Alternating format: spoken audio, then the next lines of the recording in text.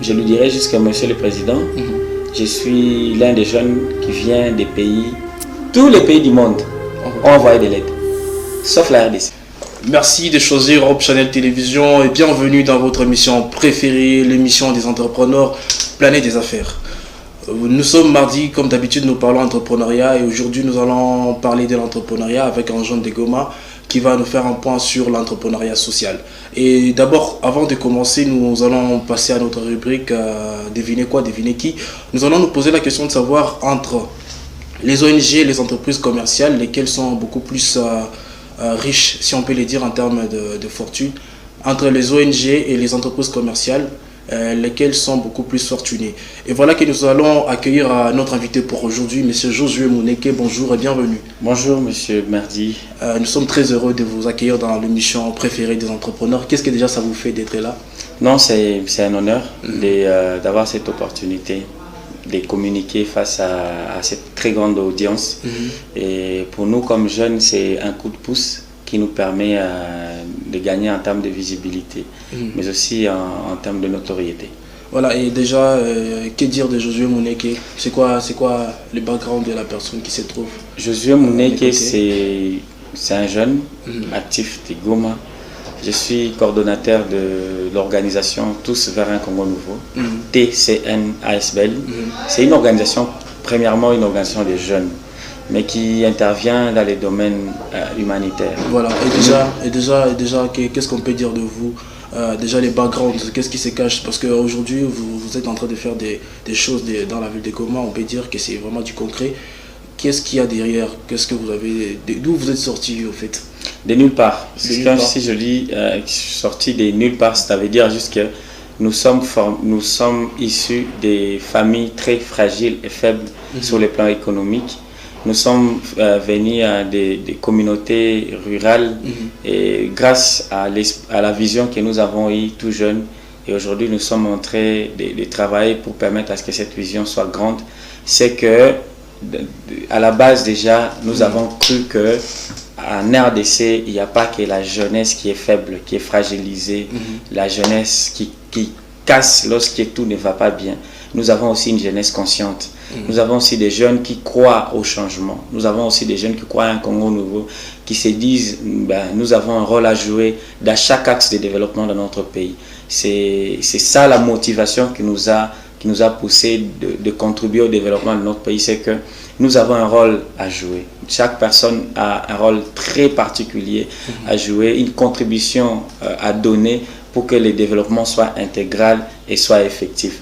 Donc la base, c'est la vision que nous portons et les rôles comme citoyens de contribuer au développement de sa communauté. Voilà, et déjà on peut dire que c'est déjà quelque chose de bien, vouloir contribuer au développement de sa communauté. Mais nous sommes là pour maintenant parler de l'entrepreneuriat social. On voit l'entrepreneuriat sous sa forme sociale.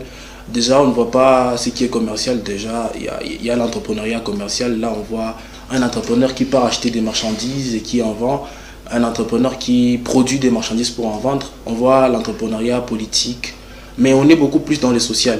Un entrepreneur qui cherche à résoudre des problèmes de la société dans un cadre un peu plus entrepreneurial. Mais il n'est pas beaucoup plus sur le bénéfice.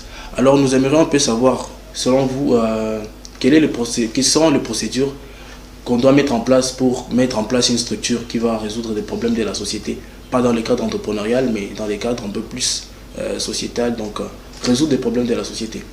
Bon, qu'est-ce qu'il faut faire pour mettre en place une structure? D'abord, il faut créer une organisation. Parce que je disais, c'était ça la question. Qu'est-ce qu'il faut faire pour créer une organisation qui vient répondre aux problèmes de la communauté? Mais déjà, par organisation, tout ce qui est organisation, c'est l'ensemble de 3 éléments. C'est l'ensemble des objectifs, des ressources humaines et d'une structure. C'est-à-dire, quand on parle d'organisation, on voit les 3 éléments. On voit les objectifs, c'est-à-dire la vision. On voit les gens et on voit la structure.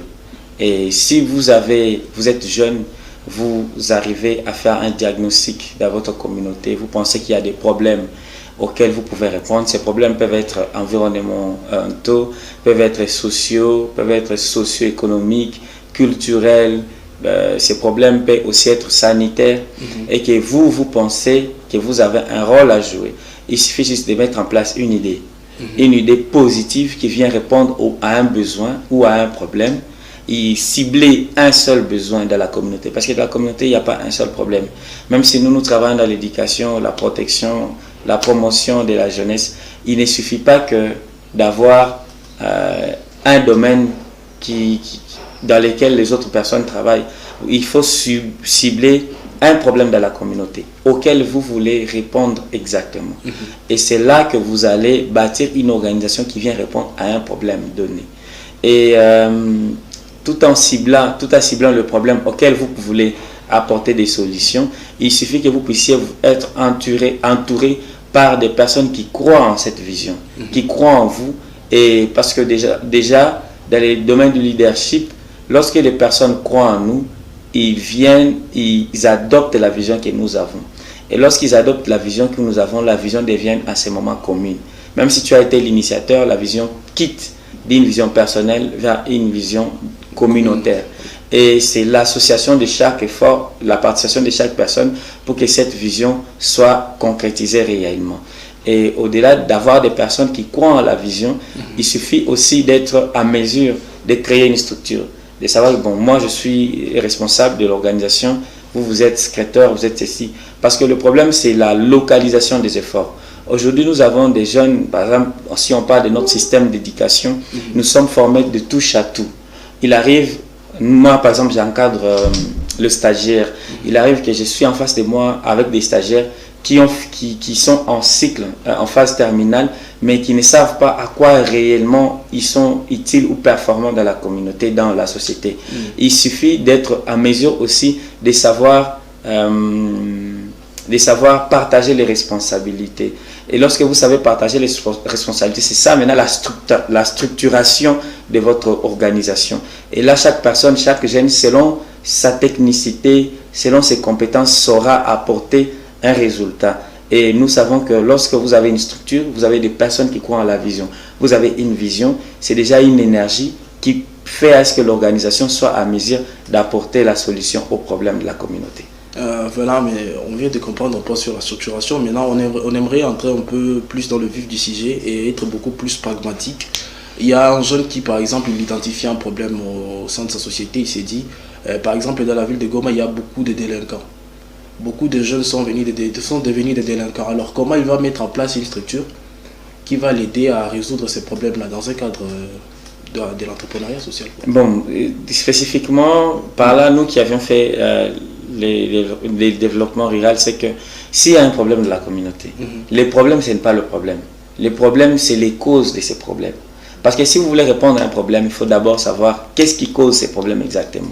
Et là, il faut vraiment faire un arbre à problème. Il faut vraiment chercher à détecter c'est quoi les causes de ces problèmes. Si les causes de la délinquance, c'est la guerre. Si les causes de la délinquance, c'est la pauvreté. Si les causes de la délinquance, c'est le chômage, il faut, au lieu d'apporter, bien sûr que vous voulez apporter des problèmes ou des solutions aux problèmes de délinquance, même si vous enlevez ces enfants, vous les ramenez dans les mêmes familles, ils vont rentrer dans la rue. La solution, c'est répondre aux problèmes du chômage, l'insécurité et de la pauvreté. Si vous créez de l'emploi, à la maison, le parent a la possibilité de prendre en charge la famille, les enfants n'iront pas mendier. S'il n'y a pas la guerre, on aura moins des enfants orphelins, moins des enfants qui viendront à la rue, les enfants non accompagnés. S'il y a la réduction du chômage, automatiquement les enfants et nous jeunes qui sommes dans la rue, nous serons en mesure de faire un petit travail et de gagner quelque chose. Et du coup, le problème qui était majeur sera écrasé de soi-même. Mais si vous dites que vous serez en mesure d'apporter des solutions aux problèmes, ça c'est très difficile. C'est comme créer un autre problème. Parce que vous risquez de créer une solution qui va apporter d'autres problèmes. Voilà, ça c'est vraiment concret parce que si on essaie de voir ça d'une manière pratique, c'est vraiment ce que vous dites. Maintenant, on peut se dire, par exemple, il y a un autre problème qui peut se poser, mais on se trouve qu'un jeune comme moi, comme toi, peut être en mesure de résoudre ces problèmes-là. Maintenant, il souhaiterait mettre une structure en place. Quelles seraient les procédures pour faire ça, par exemple, pour légaliser la structure, mettre en place, par exemple, tout ce que vous venez de citer là, la structure, les personnels et tout ce qui va avec? Quelle serait la procédure? Mais aujourd'hui, nous avons beaucoup de gens qui ont créé des structures, beaucoup de jeunes qui ont créé des structures. Vous savez, les Congolais, c'est un peuple qui aimerait vivre sans payer l'impôt. Donc, tu te sens libre. Pour nous, c'est la fierté. Même quand tu rencontres quelqu'un, parce qu'il a violé la loi, tu veux le parler. Est-ce que tu me connais? Vous comprenez? C'est-à-dire, quand on a un statut chez nous, c'est un mauvais comportement. On en abuse au fait. Vraiment, c'est pas abuser, mais ce n'est pas avoir l'esprit patriotique. C'est pas être citoyen. Parce que lorsqu'on est citoyen, on est assujetti à des obligations, mais aussi on a ses droits.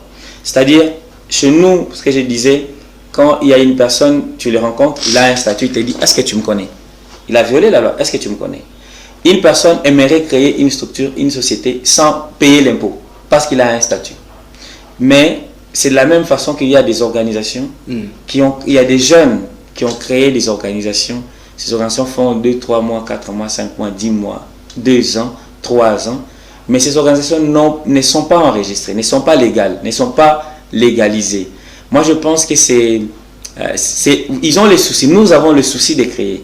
Mais il faut aller au-delà. Il faut avoir une très grande vision, en fait. Il ne faut pas se limiter à vouloir créer. Créer, soyez en ordre. Créer, soyez en ordre. Pourquoi? Parce que les opportunités qui viennent dans chaque secteur, il faudrait que vous soyez en ordre. Mais pire encore, différemment avec l'entrepreneuriat socio-économique. Pour nous qui œuvrons dans l'entrepreneuriat social, ce que nous faisons, les résultats du travail que nous faisons n'est pas notre résultat. Chaque organisation de développement ou une organisation humanitaire qui intervient en RDC ou dans un pays X vient en appui au gouvernement congolais ou au gouvernement de ces pays. Donc, s'il y a des organisations non congolaises qui interviennent en RDC, ils viennent en appui au gouvernement congolais. Pourquoi? Parce qu'au niveau du ministère des Plans, il y a ce qu'on appelle le plan national stratégique. Le plan national stratégique, c'est une planification globale qu'un pays peut avoir même pendant 35 ans, 50 ans. Lorsque vous voulez intervenir dans un pays, vous devez vous référer au plan national stratégique. Qu'est-ce qui est prévu? Quels sont les problèmes? Au ministère du Plan, on va vous dire, voici notre plan national stratégique. Voici sur le plan éducation, voici le problème, voici ce qu'il faut faire, voici ce qu'il faut apporter. Sur le plan santé, voici les problèmes, voici les solutions que nous avons besoin. Et ce plan national est élaboré par le ministère à travers les experts. C'est que les résultats que nous atteignons sur le terrain, nous qui venons appuyer les gouvernements, les résultats que nous atteignons sur le terrain, c'est les résultats du gouvernement. C'est pourquoi, lorsqu'on crée une organisation, cherchez à légaliser cette organisation. Rapportez ce que vous faites au gouvernement à travers le ministère des tutelles. Parce que au niveau de l'éducation, si vous travaillez dans les domaines de l'éducation, si c'est au niveau de province, il y a le ministère. Si c'est au niveau des territoires, il y a les divisions. Et travailler avec les divisions, les sous-divisions du ministère des tutelles pour vous légaliser, mais aussi pour rapporter, pour rendre compte au gouvernement des résultats que vous atteignez dans votre secteur. Et être légal, ça permet à ce que vous soyez un partenaire automatique du gouvernement. Parce que vous ne pouvez pas travailler avec le gouvernement sans associer le gouvernement. Ça que les gouvernements ne vous connaissent. Si vous travaillez pour la communauté sans que le gouvernement ne vous connaisse, c'est-à-dire vous travaillez en vain. Il faut crier oui, il faut légaliser, il faut s'enregistrer.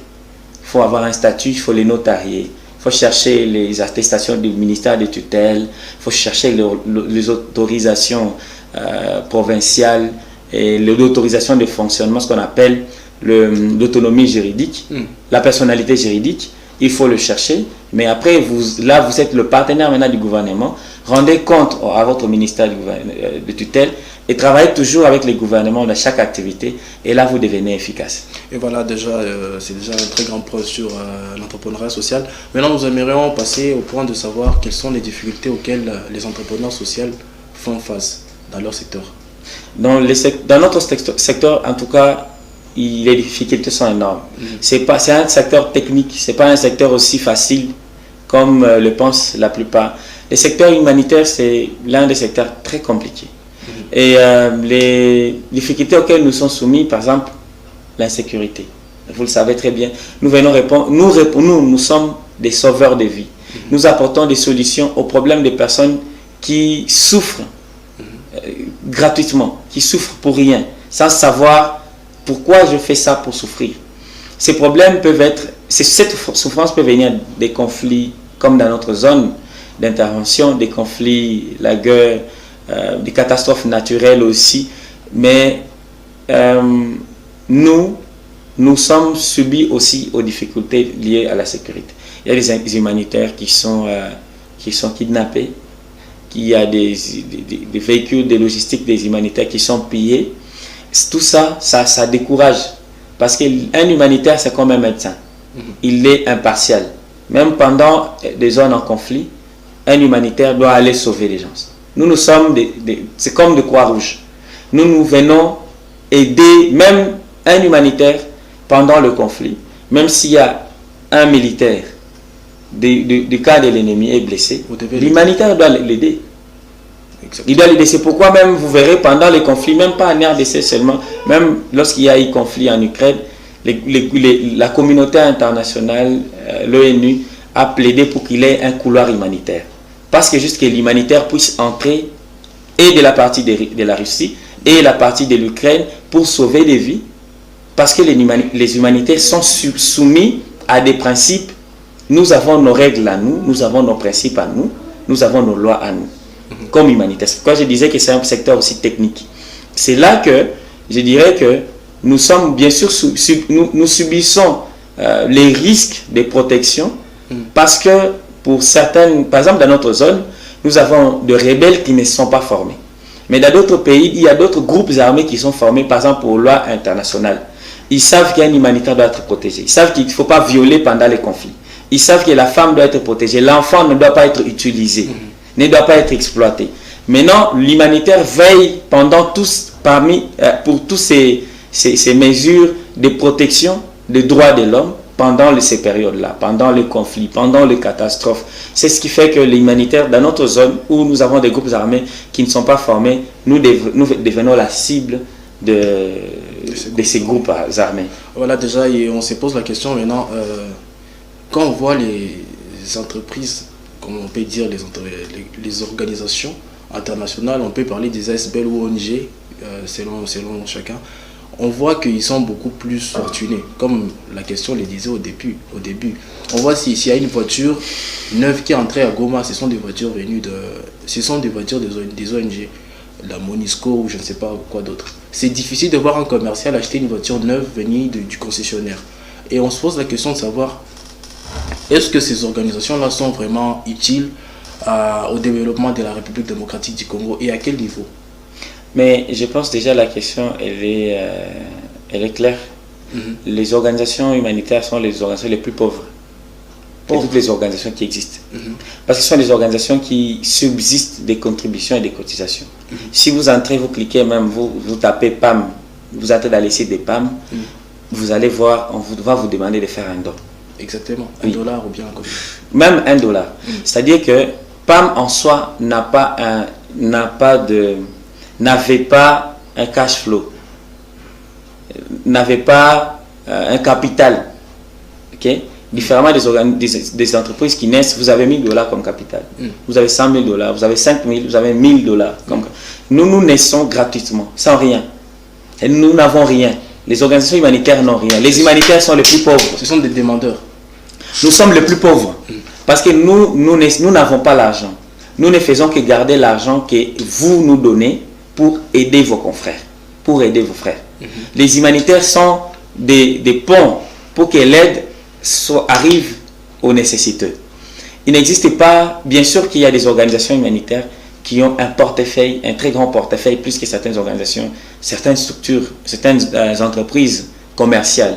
Mais ça ne veut pas dire que les fonds que les organisations ont, ce sont des fonds pour commercialiser. Nous avons des fonds, des fois des réserves, pour intervenir en cas d'urgence. Parce que nous savons dans les zones où nous intervenons, nous avons besoin d'avoir des fonds de réserve. Supposons à Goma, vous avez une organisation, mais qui finit tout son portefeuille. Lorsqu'il y a catastrophe naturelle, qu'est-ce que l'organisation doit faire? C'est-à-dire, les organisations ont toujours besoin de réserves pour intervenir en cas d'urgence, même s'ils interviennent dans un secteur X. Mais la question de dire, de faire la différence à cause de la logistique que les organisations humanitaires ont, et la logistique des organisations commerciales. Ce que je disais, même les véhicules que la MONUSCO a, ce sont des véhicules, il y a des organisations ici. Malheureusement, les Congolais, nous Congolais,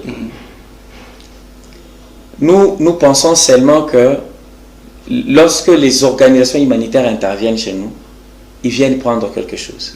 Vous savez pourquoi nous pensons cela? C'est parce que nous Congolais, nous ne contribuons à rien. Je vais demander un exemple. Voilà. Lorsqu'il y a eu la crise en Ukraine, tous les pays du monde ont envoyé de l'aide, sauf la RDC. Mais si tu regardes la RDC, depuis que la RDC est RDC, combien de l'aide sont venues du Japon, de l'Ukraine, des États-Unis, de l'UE, même des pays africains.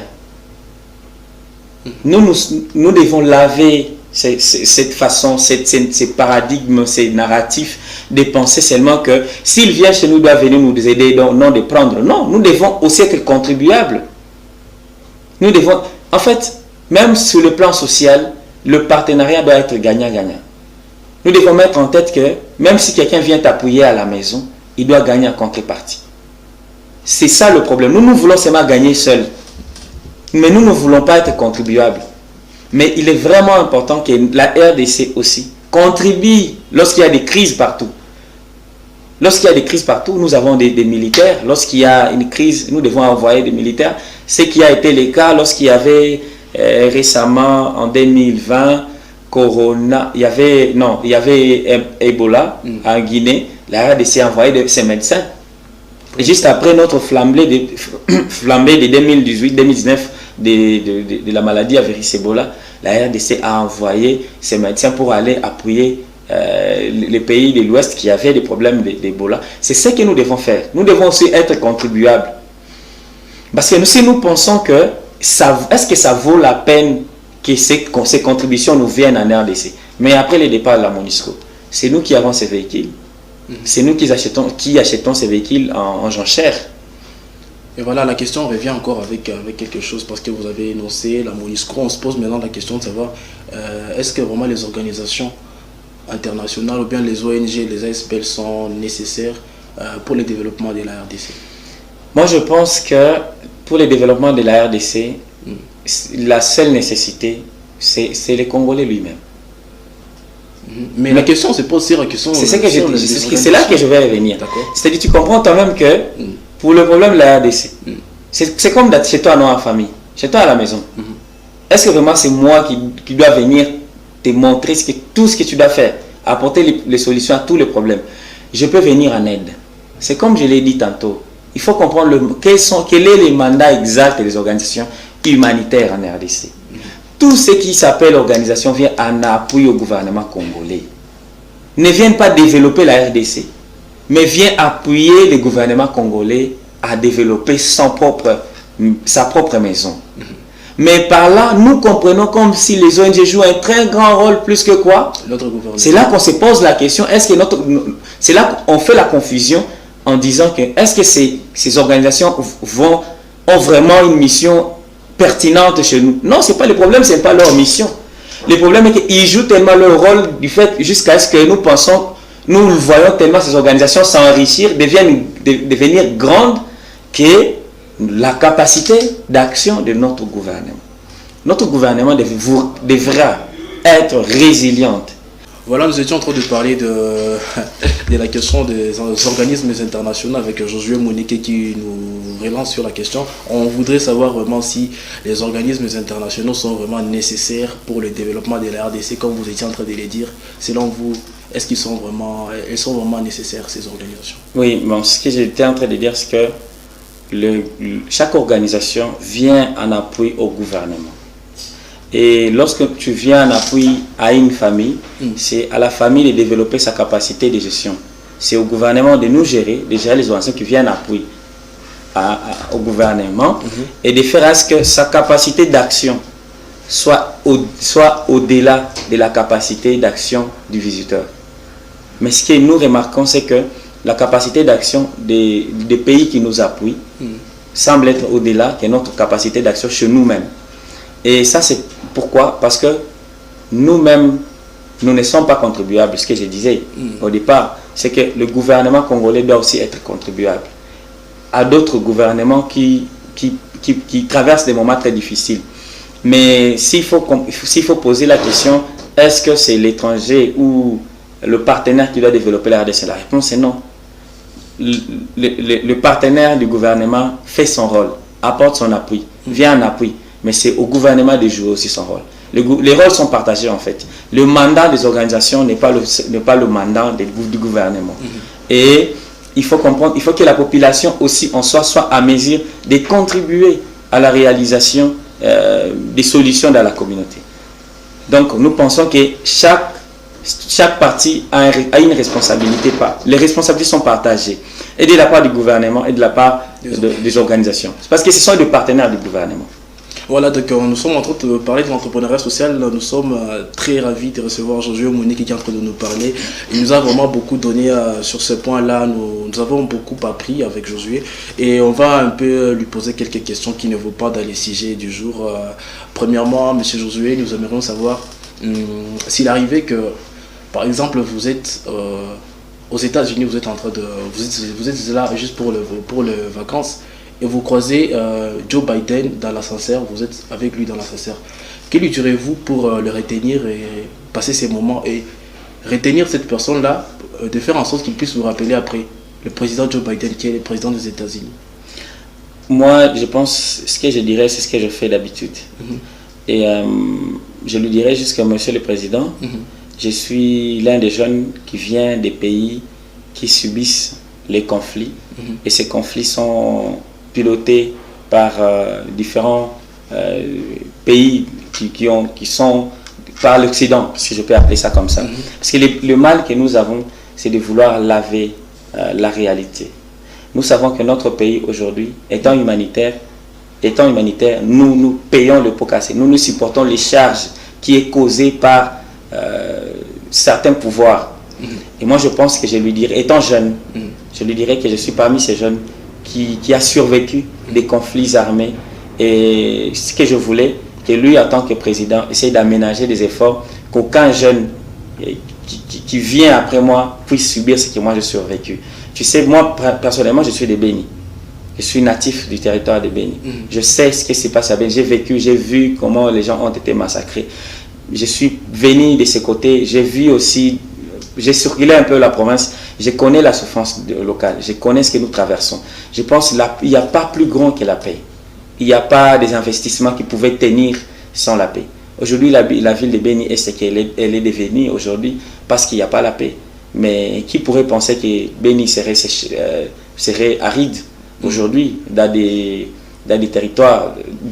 territoires en soi? Je pense que la seule chose serait de les rappeler qu'ils ont le pouvoir de jouer un rôle pour que cette barbarie cesse dans notre province et surtout à notre pays étant jeune. Et voilà, j'en ai une autre question pour vous. La question serait de savoir, vous êtes encore jeune, et quelles sont les 3 choses que vous devriez faire avant de mourir, selon vous? Je pense parmi les 3 choses, il y a la première des choses, c'est travailler pour ma communauté. C'est ce que je fais déjà. Jusque-là, je n'ai pas encore atteint le paroxysme. Je pense que l'autre chose, c'est travailler pour ma famille. En soi, après, c'est travailler pour moi. Parce que je sais que si je travaille pour le pays pourra récompenser et ma famille et moi-même. Et je pense qu'il n'y a pas de fierté lorsque tu pars et que ta communauté dit on a manqué un jeune. Il y avait un jeune dans des années X, il y avait un jeune qui faisait ça et ça et ça. Mais aussi, au-delà de tout ce que nous faisons, il faut écrire, il faut que ce que nous faisons reste dans des annales, il faut qu'on parle de nous. Il faudra qu'après, de génération en génération, les gens s'inspirent et qu'ils se réfèrent à certains jeunes qui ont impacté certaines communautés. Parce qu'il n'y a pas plus grand que ça. Et voilà une autre question, une dernière question, soyons un peu rapide. Quelle est votre plus grande peur? Ma plus grande peur, c'est ne pas contribuer au développement de la RDC. Ne pas jouer mon rôle étant citoyen. Vraiment, ça, c'est une des fiertés lorsque je le fais, mais ce sera une très grande peur si je reste calme face à tout ce qui se passe à la RDC. Que je ferme la bouche face à ces barbaries, que je n'apporte pas un soutien face à nos compatriotes. Et voilà, monsieur Josué, nous sommes en train de finir car les temps nous fait vraiment défaut. Quel serait votre message pour la fin à nos chers téléspectateurs qui sont en train de nous suivre? Je m'adresserai premièrement aux jeunes, parce que moi-même je suis jeune. Chers jeunes, chers frères, chères sœurs, aujourd'hui la RDC est en train de réécrire son histoire à travers l'élection qui débute déjà demain, qui se passe demain. Moi j'appellerai juste à tous les jeunes de faire un vote utile. Vous savez que voter c'est délégué. Nous avons assez voté pour le lucre, pour les luxes, pour la beauté. Il y a des candidats beaux, il y a des candidats bons parleurs. Nous avons tellement voté et aujourd'hui nous payons les pots cassés. Ne soyons plus naïfs, soyons conscients, sachons que nous sommes en train de voter des valeurs parce que nous sommes en train de contribuer à la décision de l'avenir de notre pays. Il est temps que le Parlement change. Il est temps que le rajeunissement de la classe politique soit effectif. Ne nous décevez pas, ne nous faites pas perdre cette opportunité. Il est temps de mettre les jeunes au pouvoir. Mettez les jeunes et les femmes. La participation de la femme aussi doit être remarquable sur les instances de prise de décision, ainsi que la participation des jeunes. Nous avons assez de personnes qui dorment dans l'Assemblée nationale. Nous voulons des personnes qui sont efficaces, qui ont des idées innovatrices et novatrices. Nous avons besoin de changer les choses. Nous avons besoin d'apporter un élan nouveau. Et avec ça, nous croyons en vous, nous croyons en votre capacité de résilience et faites comme moi, votez utile. Merci. Merci beaucoup, monsieur Josué. Nous sommes très ravis de vous avoir reçu aujourd'hui dans Planète des Affaires. C'est un grand honneur pour nous. Ça a été une émission très édifiante et surtout, nous avons beaucoup appris. Merci beaucoup. Merci, monsieur Mervi. Et voilà, chers téléspectateurs, nous sommes en train de finir. Nous sommes en train de mettre un point final à notre émission d'aujourd'hui. Nous vous disons merci. J'ai été Mardi Bitibou, l'homme qui vous présente cette émission. On se dit au mardi prochain avec un nouveau numéro. Merci.